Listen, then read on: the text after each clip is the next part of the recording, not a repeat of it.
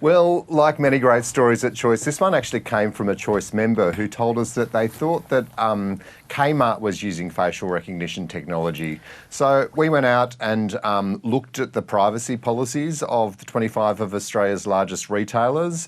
And we also went to them and asked them whether they were actually using this sort of technology. And from that research, we found evidence that we believe demonstrates that Bunnings and Kmart and the Good Guys are using not just CCTV, but facial recognition technology in their stores.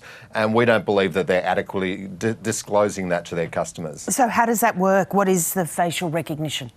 Well, it's different to traditional CCTV because this is technology that actually takes a digital image of your face, it scans it and it identifies it. I mean, it doesn't necessarily at that point know who you are, but it does sort of form a profile. It will then match it to other profiles in a database and it will store that information. So it means if the computer, the technology thinks that you've been somewhere before that's recorded in that database, it will put those two records together and it will continue to do that over time. So it's quite sensitive information in a way. I think the best way to describe it is being similar to DNA or a fingerprint. Why are they doing it?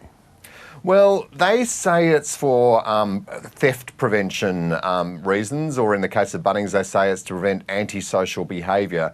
But that really doesn't ring true to us. I think that if you're trying to prevent theft, then having cameras there that are visible is itself a deterrent. And using CCTV, which is a much less invasive form of technology, I mean, it effectively just keeps a recording that can then be destroyed. It's not doing any of the identity matching or database stories that I was talking about with facial recognition. Those other sorts of measures like cameras and CCTV would be sufficient for fraud protection. We just don't see why you need to have facial recognition technology when you're going to buy, you know, some stuff for your home, your gardening on the weekend, or indeed your groceries. And so with the data that they're keeping, do we know how much further are they going with it other than to have the face kept there? Are they putting names, details, what I bought then at the checkout? Look, in reality, we just don't know because they're not telling us that. In fact, only of the retailers we went to where we thought they might be using it, so out of those three I mentioned earlier, only Bunnings actually replied to our request for comment. So that in itself is a concern.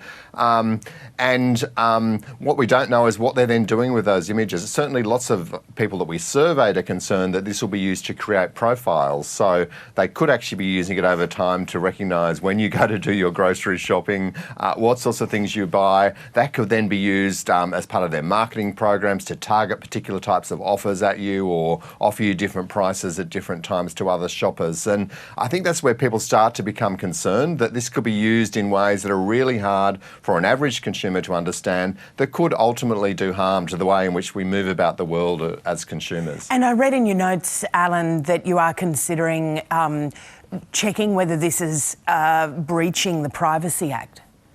We have already checked and we've spoken to a range of privacy and human rights experts, and as a result of that we'll be making a complaint to the Office of the Australian Information Commissioner. And that's because there are special rules around biometric data like facial recognition, facial profiles, because of the particular harms that come with them. And we don't believe that these retailers are complying with these rules. In essence, we think using facial recognition for the reasons they say they're using it is disproportionate, and that is not compliant with the Privacy Act. So fascinating. Alan Kirkland, thanks very much for coming in. Thanks, Lisa.